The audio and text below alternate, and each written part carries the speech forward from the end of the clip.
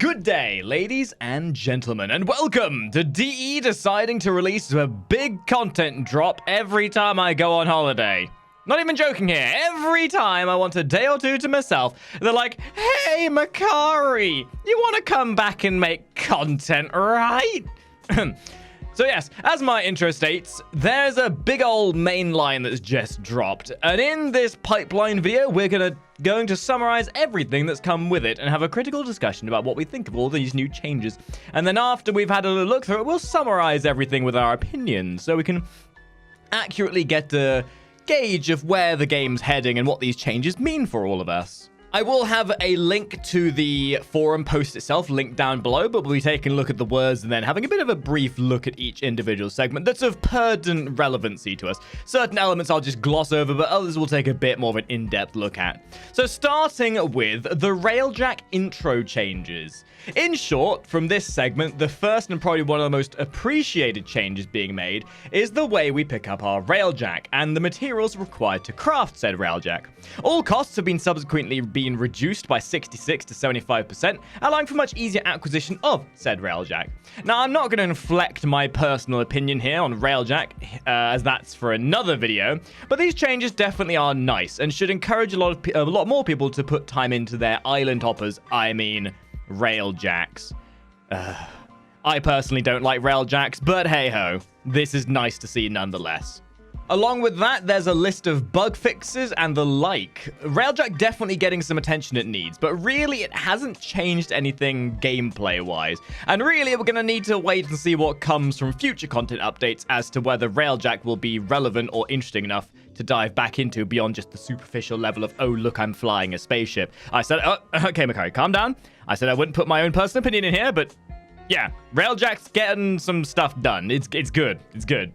A new big change, which is going to probably be one of the most gameplay affecting things in here and ties in quite nicely with some of the other subjects we'll be discussing later, are changes being made to health, armor, and shields. Most notably, the shields are being changed to unique element types rather than the individual shared element of what the shields have used to be. So now your shields are classified as Tenno shields. Additionally, shields will also now reduce incoming damage by 25%, and this to me is the start of something great, and it's definitely been needed for a while. This is the fact that the base semantics of Warframe are old and archaic and need a refurbishment. This being changed for the player is really nice, but there's also been changes made for AI and enemy shields. Whereas before, there was a definite massive curve of increased potency in shields the higher level you went, whereas now the shields are going to be much more of an S curve, whereas that means it's going to be much more streamlined in how much harder the shields get as you go higher in levels. So whereas before the enemy would just very rapidly increase their potency of shields, now it's going to be much more streamlined. All of this means that with the changes being made to health, shields, and armor, they're looking to specialize and generalize. And something we're going to see a bit of a trend of over the changes over the next few months is that they're trying to generalize a lot of the elements within Warframe to make almost every build or every function within the game have some kind of relevancy. And you'll see this a lot more with some of the subjects we talk about later. Additionally, slash damage no longer bypasses shields, but still does bypass armor. Toxin damage, however, will now bypass shield, but no longer bypasses armor. In short, and as mentioned a moment ago, this means you'll need to be utilizing special builds for the individual enemies. So they're trying to specialize you. They're trying to make specific builds work for specific enemies and to generalize the fact that every build can work against specific types of modes. Changes have also come for the infested, increasing overall damage of all melee-based infested units, in an encouragement to make you always keep moving and not just let the little shits beat on you. Because let's face it, if you're dealing with a very melee-centric enemy, the last thing you want to be encouraged to do is just sit there and shoot them. You can need to be encouraged to move and stay active, which I think this is what they're aiming to do. So a minor change, but an interesting one nonetheless. Another minor change that you'll probably not notice, but the one that's worth mentioning, is the AI aiming has also been changed somewhat. In short, and TLDR from what you're going to read, in short, enemies at high level should no longer auto-lock and insta-gib you. Instead, there'll be just a general trend of increased in potency as the levels go higher. So whereas originally they would get to a certain point and then instantly one-shot you every single time, now there's going to be a much more quote-unquote realistic aiming pattern to the way enemies shoot at you. Shield gating is the next big subject and does tie quite handily in with almost everything we're talking about here. In fact, the shield gating and shielding and survivability elements are pretty much the core of all of these changes along with the element types as well. But shield gating. So this is something in relation to one of the previous notes mentioned, but in short, this is where shields are finally getting some love. In a TLDR format, shields for allies now actually mean something. Basically meaning if you take damage that would normally have one-shot your shields and health, it will now only take down the shields on its own. Similar to how Hildren's shields work if you want something to compare it to. Enemy shields have also seen a revise as well, having a similar mechanic where unless you're using toxin damage, you cannot directly deal full damage to the base health of an enemy. Shooting a shielded enemy in the body will, however, cause the shield gating effect. Then 5% of your damage can then overflow, meaning that lower level enemies can still be one-shot. However, shooting an enemy in the head will not take shield gating into effect. This, in short, is to make players specialize their builds for Grineer and Corpus alike, and try to more skillfully aim for headshots. And in my eyes, is going to tie in quite nicely with a lot of the changes we're going to be seeing in the near future. And I think bringing some relevancy to shield builds is going to really help people feel like there's a choice of playstyle, rather than having a meta health and armor build, which is basically the go-to for everything. We may even see some speculation on adaptation and other things like that, making more relevancy towards shields as well, and possible more mods being put in later down the line that relate specifically to shield survivability. Arcanes have seen a bit of a revise as well. A bunch of the arcanes have been modified, which we'll be showing scrolling in the background here, so if you want to know what's changed to what and what's being worked on, then please do watch the background. Additionally to that, arcanes no longer allow you to have two of the same arcane equipped at the same time. Additionally, you can also now disassemble fully leveled arcanes into their lower leveled variants, allowing you to recycle ones you may not be using. These changes are, to me, quite interesting, and to me says that DE want to address people relying on abusive mechanics and things like for example, things like double energize and the like, and is to encourage an intended nature of variety in your builds rather than relying on utilizing the same mechanic over and over again. The changes to the arcanes themselves are for the most part pretty mundane. There are some which are going to be quite interesting, but for the most part, we're going to have to see how these end up being released because some of them are still being worked on. But overall, the aim here is to make every arcane, and with the previous elements we were talking about as well, to make every build viable in some way or another. So they're trying to really divvy up the what you should be using or what you want to use. Self-damage is gone, baby. To me, this is a very interesting change, and for the most part works well with the notion of being a ninja. And hey, we're playing Warframe, so we all want to be ninjas, right? And although I like the idea of being punished for being stupid enough to shoot yourself in the foot with a grenade, this is a new change and visually feels a lot more ninja-y, and creates a smooth and sleek escape from damage. Depending on how close you end up standing to an explosion will depend on how long of an animation and how severe of a dodge you will then take to avoid said damage.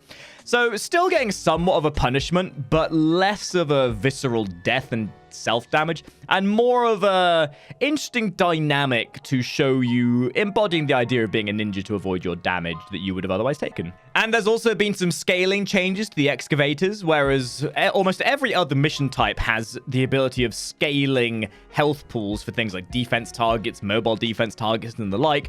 Excavators have always been unloved in this and have always had a set amount of health regardless of level you're at. So now the health and shields of your excavator will now scale based on the level that you're at. So no longer are you going to have excavators made out of paper mache. There have also been some minor upgrades and comfort of life changes made to Titania, most notably in the form of selective choice. Now having the ability to hold your 1 for her spellbind, which will then give you yourself the ability of getting your own status immunity. Your tribute can now be selected manually by utilizing a similar mechanic to other ability choosing frames, like Ivara with her arrows, for example. All you have to do is tap your ability button to cycle through the buffs, and then cast the ability by holding it on an enemy to pick up said buff that you generate. On top of that as well, there's also been some graphical improvements as well with her flying mechanics and some other small comfort of life changes as well. Honestly, I'm probably going to end up remaking her guide at some point just to iterate on some of these because it is quite nice, although it has not changed the overall effectiveness of how she plays, so do keep that in mind. And now for something I think we're going to be seeing a bit of a trend of in the future. And this is the rework of the new player experience. I've talked about this a lot in the past, how I believe that the new player experience is pivotal to Warframe's growth. The early missions in Warframe are going to be getting a little retweak to make the rewards a bit more consistent, making it so that rather than getting small little tidbits of Ender and the rewards you would get normally, now they will all drop their highest possible potency of income and reward depending on the actual level of the mission itself. So rather than getting 15 endo for wave A, 20 endo for rotation B, and then 50 rotation for rotation C, you'll now get 50 endo across all of them rather than just the end one, which is a nice little thing and will definitely improve consistency. And you're probably seeing this as a bit of a trend with some of the other elements we talked about as well. And I'm going to take a moment here just to emphasize how important this is, because to me, the new player experience in Warframe is pivotal. I've mentioned it already, but as of recently, a lot of the content update we've been having has been focusing on just adding to this massive pillar of content we have already. Yes, new game modes are great and everything, but for the longest time, this lowest end of the pillar has been left lacking, to say the least, or at least unloved. And I feel like within the next few months and probably the next year or two, we're going to see DE pushing very heavily for refurbishing this new player experience. Because if they don't, what's going to happen is people are going to be picking up the game and they're going to spend maybe a couple of hours playing and realize that the early stage of Warframe is not that good. Let's just face it, it's not.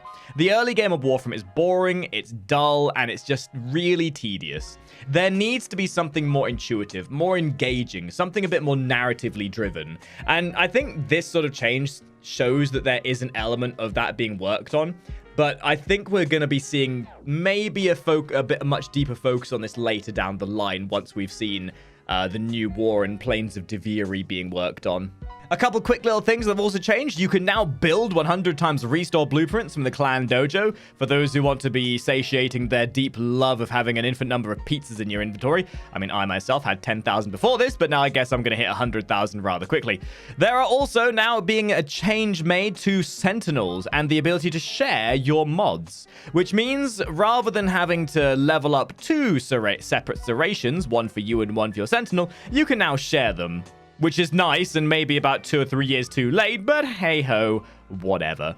So this is one of the big things that have changed. Status now actually means something, and I'm probably going to make a video in of itself about all of this, but let's just put it into a TLDR for now. Status chance, oh, status chance. For the longest time, status chance has always been something that by itself has never really received as much love as crit or hybrid builds, and would usually be something you would maybe meld with other modes of play, and unless you were running very specific weapons or very specific builds, would never really be utilized to its fullest. But with the mainline, status chance above 100% now actually does something. And what I'll do is I'll explain the new statuses and details about them soon enough. But for the TLDR version, English is hard, going above 100% status will now allow for multiple status procs. Similar to how crit scaling works with the yellow, then orange, then red crits, this will certainly make status builds far more pertinent. So you'll be able to see things like if you have a viral blast build, both of those status procs can then be generated once you're above 100% status. And again, we'll look at this in a bit more detail in a separate video on its own because there's a lot to be looking at here. But this is what we'll be seeing a lot of in the future, is the generalization of damage and build ideologies.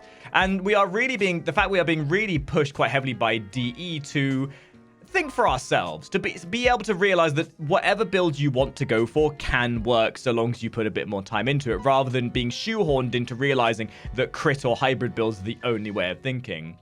But again, I don't think I don't want to make this video last until the new war, so we'll just leave it at status is now a lot better.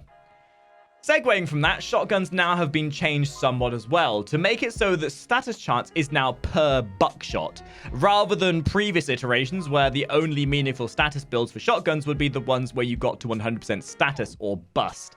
They also have changed certain status mods to then reflect these changes as well. There's also a nice little visual update, which is going to give grenades a marker so you can visually see where they are. And seeing as grenades are going to be destroyable and manipulatable in the future, this will definitely be quite useful. And what update or mainline update wouldn't be complete without a couple of GLYPH changes? There's a few of them, and most of which are there for convenience of life and some visual updates. So if you want to just have a little backgander through them, we are seeing a continuation of the GLYPHs being improved upon, iterated upon, and just general improving the comfort in which you can play them and the enjoyment of how you go through them as well. And honestly, this is probably one of my favorite parts. GLYPHs are currently the newest content that's actually enjoyable and means something to your gameplay loop. So it's nice to see that they're still getting the love they need, and I'm very much looking forward to everything that comes in the future with these guys, especially with how they're going to be then intersecting with all the other gameplay elements that'll be in the game, and whether they'll in fact be the element that brings them in line, bring Railjack in line with the main gameplay loop of Warframe. We then saw some graphical improvements with the new rendering process, allowing you to get a bit more of an interesting in a TLDR format. It's basically going to allow the game to look a bit shinier, especially with the darker areas. You then also have the HDR preview if your graphics and screen are capable of looking at it. And then you also get a really nice improvement in your field of view, going from, I believe it was 78 to 90. So you can see more of that fine Warframe ass of yours. So in short, a lot of these changes before this have been more about the fidelity, about the initial polish of the game. And I think it's about time we had a little look at the depth of all this. Although there are a few other changes on this second page as well as part 2 of the mainline update. The major one is the fact that almost every single Warframe in the game has had their armor increased by about 20 to 50%. This, in line, is what we were talking about earlier about how they're improving the general survivability of all frames to increase the median level that the players can survive against. So although a lot of what we've seen from DE recently is trying to get rid of the idea of endurance runs, they are at the very least trying to raise the base bar level of what people can actually go up against and survive. So it's a kind of a bit of a counterintuitive element where they've taken away one extreme element of gameplay, but they've strengthened the core, which is important. Jesus, 13,000 words later. If I went into the purest detail about every single thing they talked about, we would be for eternity. And that is not really the dynamic of this video. So we just wanted to look at the impactful things here and to give you a notice about what it's all about. But let's have a quick a little banter about what this update's all about. So really, this entire update has been about normalization. It's about starting from the beginning, looking at everything that has come before and bringing it into a modern light. I have talked about in the past about how Warframe needs a fresh coat of paint. It needs people who have never looked at the genre, never looked at the game to realize this is a game they want to try. One of DE and Warframe's biggest issues recently has been the stagnation of the early game and also just the general gameplay loop. And although we should never really judge the success of a game by the Twitch numbers, it's something to realize is that, and it's also why I've been focusing much more on YouTube recently for Warframe, Warframe has never been stronger in terms of its general statistics. Yes, it's not got the massive numbers on Twitch it used to. Yes, it's not popping off as it used to, but it's never been more consistent. At the moment, just via Steam alone, it's averaging about 40,000 players concurrently. And that's pretty damn decent. It's always in the top 5 or 6 most played free-to-play games on Steam. And again, that's just through Steam. That's not even through their own direct launcher. So seeing that they are making a priority to going back and looking through their old systems, making sure it's not antiquated, yes. Making sure that the antiquated systems are getting some love as opposed to just piling on. This is honestly why I've stuck with Warframe. Whereas a lot of people will jump on the bandwagon of just shitting on DE because they got an update that they didn't like, or maybe not everything was exactly the way they want. Yes, I will be a bit critical of these things. I think it's important to be critical. But through these changes alone, we do see that DE are passionate about changing the core values to revitalize what has been stagnant for years. So there's a lot covered here, and there's certainly more we do need to look at in more detail, and especially with the things like status changes and shield changes and overall revisions to the survivability. So I would like you to expect some videos in the near future where we deep dive these changes and how to make the most advantage of them. So what do we all think then? Personally, we can see that this mainline wasn't to add new things. It was to streamline old processes and to put a fresh coat of paint on some unloved areas of the game. And realistically, to me, this is the start of some great things. We can see some foundations that can definitely be capitalized on in the future. And this, I think, is going to be the beginning of things to come. I think now we're finally starting to see a tempo of a big ramp up that will be coming in the near future.